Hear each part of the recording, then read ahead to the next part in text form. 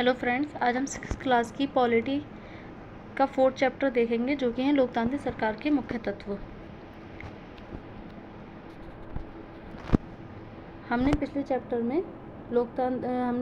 में सरकार के बारे में पढ़ा था। सरकार कितने प्रकार की होती है, कौन कौन से वो कार्य करती है, लोकतांत्रिक सरकार, राजतांत्रिक सरकार, इस सब के बारे में हमने जाना था। आज हम लोकतांत्रिक सरकार के मुख्य तत्वों के बारे में पढ़ेंगे। यहाँ पर इस चैप्टर को ओवरव्यू दिया गया है कि इस चैप्टर में क्या क्या है। चलिए शुरू करते हैं। यहाँ पर महाद्वीपों के जो मैप है वो दिया गया है। अफ्रीका एक पूरा महाद्वीप है, जबकि दक्षिण अफ्रीका एक देश है, जैसे हमारा भारत। तो यहाँ पर दक्षिण अफ्रीका की एक स्टोरी बताई गई है, उसको पढ़ेंगे। दक्षिण अफ्रीका एक ऐसा देश है जहाँ कई प्रजातियों के लोग रहते हैं। श्वेत, गोरे, अश्वेत, काले और जिनकी त्वचा का रंग सांवला है, जैसे भारतीय। जोहान्सबर्ग में रहने वाली 11 वर्ष की दक्षिण अफ्रीकी लड़की माया नायडू एक दिन पुराने बक्सों की सफाई करने में अपनी माँ की मदद कर रही थी। उसे एक रजिस्टर स्क्रैपबुक मिला जो अखबार की कतरनों और तस्वीरों से भरा हुआ था। उसमें एक 15 साल की स्कूल जाने वाले लड़के की बहुत सारी तस्वीरें थी। माया ने जब उस लड़के के बारे में अपनी माँ से पूछा तो उसे पता चला कि उसका नाम हेक्टर पीटरसन था। उसको पुलिस ने गोली मार दी थी। माया को बड़ा झटका लगा। उसने पूछा क्यों। माया की माँ ने समझाया कि दक्षिण अफ्रीका पहले रंगभेद कानून से शासित था। रंगभेद का मतलब त्वचा, चमड़ी के रंग के आधार पर भेदभाव। तो जिस तरह से हमारे भारत में जाति के आधार पर भेदभाव होता था, दक्षिण अफ्रीका में रंग के आधार पर भेदभाव होता था। दक्षिण अफ्रीका की प्रजातियां इसी आधार पर अलग समूह में बटी हुई थी। वहाँ के कानूनों के मुताबिक श्वेत, अश्वेत, भारतीय एवं अन्य प्रजातियों को एक दूसरे से संबंध बनाने की इजाज़त नहीं थी। विभिन्न प्रजातियों के लोग ना तो एक दूसरे के आसपास रह सकते थे और ना ही आम सुविधाओं का इस्तेमाल कर सकते थे। माया को अपने कानों पर विश्वास नहीं रहा था। रंगभेद कानून के तहत जिस तरह का जीवन था उसके बारे में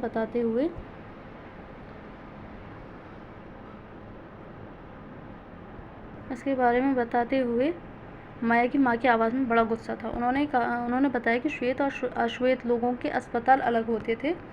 जिस प्रकार से हमारे यहाँ नीची जाति वालों को बिल्कुल अलग थलग कर दिया गया था, उसी तरह से दक्षिण अफ्रीका में अश्वेत लोगों को निम्न समझा जाता था। उनके अस्पताल भी अलग होते थे। उन्हें अस्पताल तक ले जाने वाली गाड़ियाँ भी अलग हुआ करती थी। जिस तरह से श्वेत लोगों के लिए जो अस्पताल की गाड़ियाँ थीं वे ज़रूरत के सामानों से सुसज्जित होती थी, जबकि अश्वेत लोगों के लिए जो गाड़ियाँ थीं उनमें सुविधा उपलब्ध नहीं थी। उनके लिए रेल एवं बसें अलग होती थी, जहाँ तक कि श्वेत और अश्वेत लोगों के लिए बस स्टैंड भी अलग होते थे। अश्वेत लोगों को वोट देने की इजाज़त नहीं थी। जैसे हमारे यहाँ जो गरीब और औरतें थी उनको वोट देने की इजाज़त नहीं थी, उसी तरह वहाँ अश्वेत लोगों को वोट देने का अधिकार नहीं था। देश की सबसे अच्छी ज़मीन श्वेत लोगों के लिए आरक्षित थी और अश्वेत लोगों को खेती के लिए सबसे घटिया ज़मीन मिलती थी। इससे पता चलता है कि अश्वेत लोगों एवं भारतीयों को श्वेत लोगों के बराबर नहीं माना जाता था। उनके साथ भेदभाव किया जाता था। दक्षिण पश्चिमी हिस्से में एक शहर था सोवेटो, जहाँ सिर्फ अश्वेत लोग ही रहते थे। हेक्टर पीटरसन वहीं रहता था। वहाँ के श्वेत लोग अफ्रीकन्स भाषा बोलते थे, जो कि वहाँ की भाषा थी। हेक्टर और स्कूल के अन्य विद्यार्थियों पर इस भाषा को सीखने के लिए जोर डाला जा रहा था, जबकि वे अपनी भाषा ज़ूलू सीखना चाहते थे। उनकी भाषा ज़ूलू थी, जबकि उनको सीखने के लिए अफ्रीकन्स भाषा के लिए जोर डाला जा रहा था। हेक्टर अपने सहपाठियों के साथ मिलकर अफ्रीकन्स सीखने का विरोध कर रहा था। दक्षिण अफ्रीकी पुलिस ने विरोध करने वाले इन लोगों को बड़ी बेरहमी से पीटा और भीड़ पर गोलियां बरसाई। उनमें से एक गोली हेक्टेयर को लगी और वह मारा गया। यह 16 जून 1976 की घटना है। अफ्रीकी राष्ट्रीय कांग्रेस और उनके जाने माने नेता नेल्सन मंडेला, जिनके बारे में हम काफ़ी सुनते हैं, ने रंगभेद के खिलाफ बहुत लंबे समय तक संघर्ष किया। अनंततः 1994 में उन्हें सफलता मिली और दक्षिण अफ्रीका एक लोकतांत्रिक देश बन गया। तब से सभी प्रजातियों के लोगों को बराबर माना जाने लगा। तो हम देखते हैं कि न सिर्फ भारत में बल्कि दुनिया के अलग अलग देशों में अपने अधिकारों को पाने के लिए सभी ने संघर्ष किया है, और बिना संघर्ष की आज़ादी नहीं मिलती, समानता नहीं मिलती। भागीदारी, हमारे यहाँ हमारे यहाँ नियमित रूप से चुनाव क्यों होते हैं? आपने पिछले पाठ में पढ़ा ही है कि लोकतंत्र में लोग निर्णय लेते हैं, चुनाव में वोट देकर अपने प्रतिनिधि को चुनते हैं। ये प्रतिनिधि ही लोगों की तरफ से निर्णय लेते हैं। यह मानकर चला जाता है कि प्रतिनिधि निर्णय लेते वक्त लोगों की ज़रूरतों और मांगों को ध्यान में रखेंगे, क्योंकि हम वोट देकर उन्हें अपने निर्णय लेने के लिए चुनते हैं। सभी सरकारों को एक निश्चित समय के लिए चुना जाता है। भारत में यह अवधि 5 वर्ष की है, क्योंकि हम अपने यहाँ 5 वर्ष के लिए सरकार चुनते हैं, चाहे वो जो पंचायती राज है, स्थानीय स्तर पर हो, राज्य स्तर पर हो या राष्ट्रीय स्तर पर हो, सबको 5 साल के लिए ही चुना जाता है। एक बार चुने जाने के बाद सरकार 5 वर्ष तक सत्ता में रहती है। सरकार का फिर से सत्ता में बने रहना तभी संभव है जब लोग उसे बार बार चुनें। चुनाव का समय लोगों के लिए वह घड़ी है जब लोकतंत्र में अपनी ताकत को महसूस करते हैं। इस तरह से नियमित चुनाव होने से लोगों का सरकार पर नियंत्रण बना रहता है। भागीदारी के अन्य तरीके, ना सिर्फ वोट देकर ही हम सरकार में भागीदारी कर सकते हैं, बल्कि हमारे पास और भी तरीके हैं। चुनाव 5 वर्ष में एक बार होते हैं। वोट देने के अलावा लोकतांत्रिक सरकार के निर्णय और नीतियों में लोगों के भाग लेने और भी कई तरीके हैं। लोग सरकार के कार्यों में रुचि लेकर और उसकी आलोचना करके भी भागीदारी निभाते हैं। यानी हमारे पास सिर्फ ना वोट देने का अधिकार है, अपितु हम सरकार के कामों में रुचि लेकर और उसकी आलोचना कर भी भागीदारी लेते हैं। अगस्त 2005 में जब खास सरकार ने बिजली का किराया बढ़ाया, यहाँ पर एक एग्जाम्पल दिया गया है किस तरह से हम सिर्फ वोट ही ना देकर और भी किस तरह से भागीदारी हम कर सकते हैं सरकार में। अगस्त 2005 में जब एक खास सरकार ने बिजली का किराया बढ़ा दिया था, तो लोगों ने अपना विरोध बहुत ही तेज़ रूप में व्यक्त किया। लोगों ने जुलूस निकाले और हस्ताक्षर अभियान चलाए। सरकार ने अपने निर्णय के बचाव में तर्क दिए, लोगों को समझाने की कोशिश की, लेकिन अंततः उसे लोगों की मांग माननी पड़ी और बिजली के बढ़ाए गए दामों को घटाना पड़ा। सरकार को अपना निर्णय बदलना पड़ा, क्योंकि वह आम जनता के प्रति जिम्मेदार है, क्योंकि जनता ने ही तो उसको पावर दी है उनके लिए निर्णय लेने की। जब जनता ही उससे खुश नहीं है उसके निर्णय से, तो सरकार को वो निर्णय बदलने पड़े। ऐसे कई तरीके हैं जिनके द्वारा लोग अपनी राय व्यक्त कर सकते हैं और सरकार को यह समझा सकते हैं कि उसे क्या कार्रवाई करनी चाहिए। इन तरीकों में धरने, जुलूस, हड़ताल, हस्ताक्षर अभियान आदि शामिल हैं। यानी कि हम जो शांतिपूर्ण सभा है वो भी कर सकते हैं, हड़ताल कर सकते हैं। ये सब तरीके हैं सरकार में भागीदारी करने के।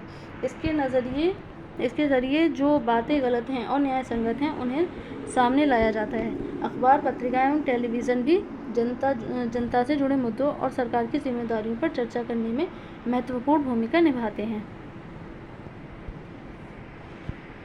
जहाँ यह सच है कि लोकतंत्र लोगों की भागीदारी का मौका देता है, वहीं यह भी सच है कि सभी वर्ग के लोगों को यह मौका नहीं मिलता। लोगों के लिए भागीदारी का एक अन्य तरीका यह भी है कि वे आंदोलन करें, जो सरकार और उसके काम करने के तौर तरीकों को चुनौती दे। सिर्फ वोट में ही भागीदारी ना देकर, बल्कि जो आंदोलन है उनमें भी भागीदारी करके हम सरकार में भागीदारी कर सकते हैं। दलितों, आदिवासियों, अल्पसंख्यकों, महिलाओं एवं अन्य लोगों की भागीदारी अक्सर इन आंदोलनों के जरिए ही हो पाती है। अगर देश के लोग सजग हैं और इस बारे में रुचि लेते हैं कि देश कैसे चलाया जाता है, तो उस देश की सरकार का लोकतांत्रिक स्वरूप और भी मजबूत होता है, क्योंकि ये जनता पर निर्भर करता है कि वो अपने देश को किस तरह से बनाना चाहती है। और लोकतांत्रिक सरकार में भागीदारी करके अपने देश को मजबूत बना सकते हैं। अगर हमें शहर, कस्बे या गांव की गली से कोई जुलूस गुजरती हुई दिखे, तो हम एक क्षण रुककर पता करेंगे कि जुलूस किस लिए निकाला गया है, उसमें भाग लेने वाले लोग कौन हैं, वे किस मुद्दे पर प्रदर्शन कर रहे हैं। इससे हमें यह समझने में मदद मिलेगी कि हमारी सरकार कैसे काम करती है। विवादों का समाधान, यहाँ पर एक जुलूस की तस्वीर दिखाई गई है, किस तरह से जुलूस निकाला जाता है, किस तरह से आंदोलन किया जाता है। विवादों का समाधान। आपने माया की कहानी में पढ़ा कि कैसे विवादों या समस्याओं के समाधान के लिए कई बार हिंसा का प्रयोग किया जाता है। ऐसा इसलिए होता है कि एक समूह यह मान लेता है कि दूसरे समूह को विरोध करने से रोकने के लिए बल का इस्तेमाल करना उचित है। विवाद तब उभरता है जब विभिन्न संस्कृतियों, धर्मों, क्षेत्रों और आर्थिक पृष्ठभूमियों के लोग एक दूसरे के साथ तालमेल नहीं बिठा पाते, यानी कि जब विविधता ही विवाद है उसका कारण बन जाए, हम विविधता में एकता ना ला पाएँ तो फिर विवाद उभरते हैं। ऐसा तब भी होता है जब कुछ लोगों को लगता है कि उनके साथ भेदभाव किया जा रहा है। लोग अपने विवादों को ख़त्म करने के लिए हिंसात्मक तरीके भी अपनाते हैं, जिससे अन्य लोगों में भय और असुरक्षा की भावना फैलती है। सरकार की यह जिम्मेदारी होती है कि वह विवादों का समाधान करे, लेकिन सरकार वोट के नाम पर समाधान तो क्या करेगी और लड़ाई झगड़े करवाती है। आइए अपने समाज के कुछ विवादों के बारे में पढ़ें और यह समझने की सरकार इनके समाधान में क्या भूमिका निभाती है। धार्मिक जुलूस और उत्सव कई बार समस्या का कारण बनते हैं। उदाहरण के लिए धार्मिक जुलूस किस रास्ते पर निकले, यही कई बार विवाद का कारण बन जाता है। हम ज़्यादातर देखते रहते हैं कि खबर छपती रहती है कि कहीं जुलूस निकल रहा है तो दूसरे धार्मिक लोगों ने पथराव कर दिया या उनको रास्ता नहीं दिया, निकलने नहीं दिया, तो ये इन सब भड़कने के खतरा वहाँ पर रहता है। कभी कभी जुलूस के लोग उत्तेजित हो जाते हैं, कभी लोग जुलूस पर पत्थर फेंकने या उसे रोकने की कोशिश कर सकते हैं। सरकार, खासकर पुलिस, ऐसे मौक़ों पर बहुत ही महत्वपूर्ण भूमिका निभाती है। पुलिस की जिम्मेदारी यह सुनिश्चित करने की होती है कि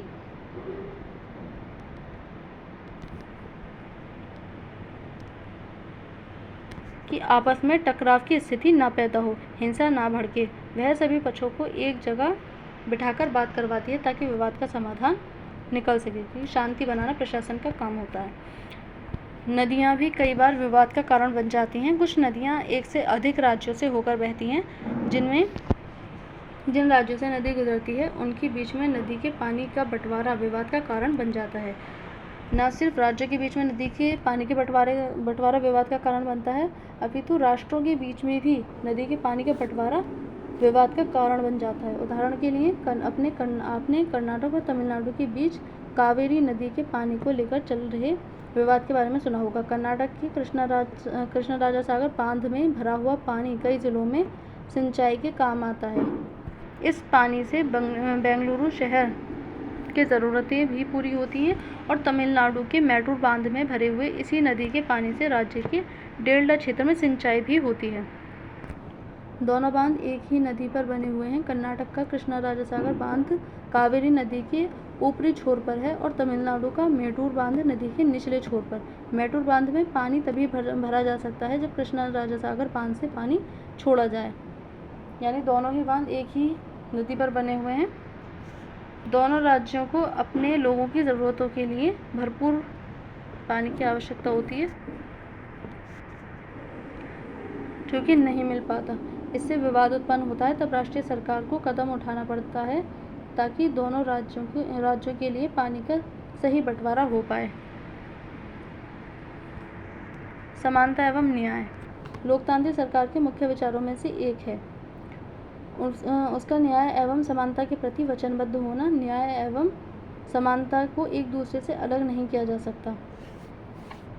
अस्पृश्यता यानी छुआछूत की प्रथा पर अब कानून द्वारा रोक लगा दी गई है, क्योंकि हमारा संविधान जो अस्पृश्यता है उसका अंत करता है। यह हमारा मौलिक अधिकार बन गया है। लंबे समय तक दलित लोगों को शिक्षा, स्वास्थ्य एवं यातायात की सुविधाओं से वंचित रखा गया।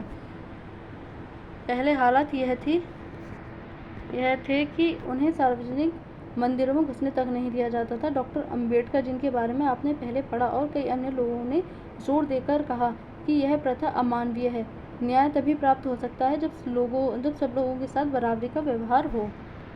सरकार भी समानता और न्याय की ज़रूरतों को पहचानती है और समूहों के लिए विशेष प्रावधान करती है जो समाज में अब भी बराबर नहीं माने जा रहे। जैसे हमारे समाज में यह आम प्रवृत्ति है कि लोग लड़कों की देखभाल लड़की से ज़्यादा करते हैं। इसका मतलब यह है कि समाज लड़कियों को उतना महत्व नहीं देता जितना लड़कों को देता है। यह धारणा गलत है एवं अन्यायपूर्ण है। इसे दूर करने के लिए सरकार ने कुछ कदम उठाए हैं।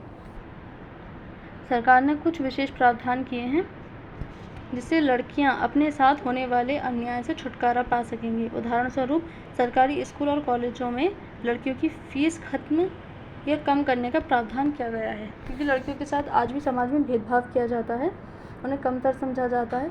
इसीलिए सरकार उनको जो आरक्षण है वो देती है कई जगह पर, और जिस तरह से हम देखते हैं ताकि लड़कियां शिक्षा प्राप्त करें, आगे बढ़ें, भागीदारी लें और समानता अपने लिए समानता लाएं। इसीलिए लड़कियों को शिक्षा के लिए फ़ीस खत्म करने जैसे प्रावधान हम देखते हैं। तो ये चैप्टर यहीं था, आज तक के लिए इतना ही।